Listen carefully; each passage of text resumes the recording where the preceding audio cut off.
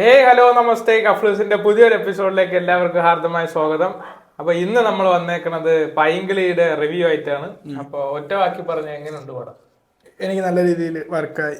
നല്ല രീതിയിൽ ഞാൻ ട്രെയിലർ കണ്ട പ്രതീക്ഷിച്ചതിന് അതിനോടോ അല്ലെങ്കിൽ അതിൽ കൂടുതലോ എനിക്ക് കിട്ടി. എനിക്ക് നല്ല രീതിയിൽ വർക്കായ ഒരു പടമാണ്. എനിക്കും പേഴ്സണലി ഭയങ്കരമായിട്ട് ഇഷ്ടപ്പെട്ടു. പക്ഷെ അങ്ങനെയല്ല, കുറച്ചു പേർക്ക് ചിലപ്പം അവർക്ക് ഇഷ്ടപ്പെടുന്ന രീതി ആയിരിക്കും, ചിലപ്പോ ഓവർ ആക്ടിങ് ആയിട്ട് തോന്നും. അല്ല, ഞാൻ ട്രെയിലർ കണ്ടോടൊപ്പം തന്നെ ഇവരെ ഇന്റർവ്യൂസും പ്രൊമോഷൻ ഇതൊക്കെ ഞാൻ കണ്ടായിരുന്നു. അപ്പൊ അവര് ഓൾറെഡി പറഞ്ഞാണ് സിനിമ ഒരുപാട് ലൗഡ് ആയിരിക്കും. പിന്നെ നിങ്ങൾ എന്താണ് കാണിച്ചു വെക്കണം നിങ്ങൾക്ക് തോന്നിയത് നമ്മൾ വിജയിച്ചെന്ന്. അത് തന്നെ, അതായത് സിനിമ കണ്ട് അയ്യേ എന്ന് പറഞ്ഞ അതാണ് അവരെ വിജയം എന്ന് അവര് പറഞ്ഞിരുന്നത്. അതേപോലെ അവര് ഇത് കണക്കൊന്നും അല്ലാതെ ലൗഡായിട്ട് ഭയങ്കര ഫ്രീ ആയിട്ടായിരിക്കും അവർ ആക്ട് ചെയ്യുന്നത്. എല്ലാം അങ്ങനെ ആയിരിക്കും ഓൾറെഡി അവർ പറഞ്ഞ അവരെ ഇന്റർവ്യൂ ഒക്കെ ഫോളോ ചെയ്ത് എനിക്ക് അത് കണക്ക് തന്നെയാണ് കിട്ടിയത്. നല്ല രീതിയിൽ തന്നെ എനിക്ക് വർക്കായി, നല്ല രീതിയിൽ പടം.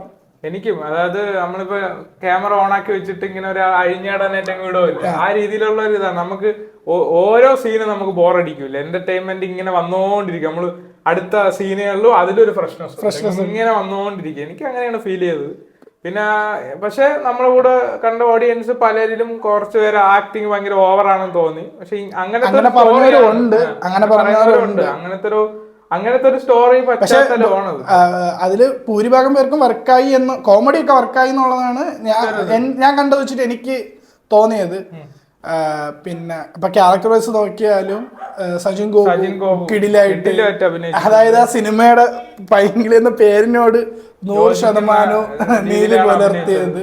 പിന്നെ നമ്മൾ സലീം കുമാറിന്റെ അങ്ങനെ അത് മാനറിസംസും എവിടേക്കോ സലീം കുമാർ കറക്റ്റ് മാനറിസം അത് തന്നെ.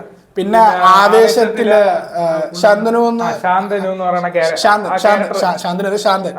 ആ ക്യാരക്ടർ ആൾ ഇതിലുണ്ട്. നല്ല ഇതാണ്. സജിൻ ഗോപോട് തുടർച്ചയായിട്ട് വേഷമുള്ള ഒരു ക്യാരക്ടർ, വേഷം ഉണ്ടായിരുന്നു. പിന്നെ സജിൻ ഗോപിന്റെ അമ്മയായിട്ട് അഭിനയിച്ച് അടിപൊളിയായിരുന്നു. ഫാമിലി ഫുള്ള് കിടിലായിരുന്നു. അച്ഛനായിട്ട് അബു സലീം ആയിരുന്നു. അബു സലീമിന്റെ ക്യാരക്ടർ അടിപൊളിയാണ്. അബു സലീം പിന്നെ യൂട്യൂബിലൊക്കെ നന്നായിട്ടുണ്ട്. പിന്നെ അനശ്വര രാജനും ഓക്കെ ആയിരുന്നു. എല്ലാരും അവരവര് പറഞ്ഞിരിക്കുന്ന റോൾ അടിപൊളിയായിട്ട് ചെയ്തിട്ടുണ്ട്. അവരോട് ഒരു ഫ്രീഡം കൊടുത്തിട്ടുണ്ട്, അത് ആ സ്ക്രീനിലുണ്ട്. അതാണ് ഈ സിനിമയിലെ ഒരു ഏറ്റവും കൂടുതൽ അഴിഞ്ഞാടിയത് സജിൻ ഗോപു.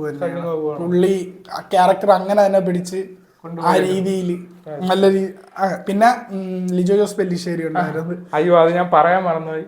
ലിജോ ജോസ് പള്ളിശ്ശേരി കുറെ നാക്ക് ശേഷമാണ് ഞാൻ കാണുന്നത്. അങ്ങനെ ഒരു ക്യാരക്ടറിൽ വീണ്ടും പുള്ളി ഒരു അഴിഞ്ഞാട്ട് വരുന്നു, എന്തും പറയാം എന്നുള്ളൊരു റിയാസ് ഖാനും വേറൊരു ഇതായി.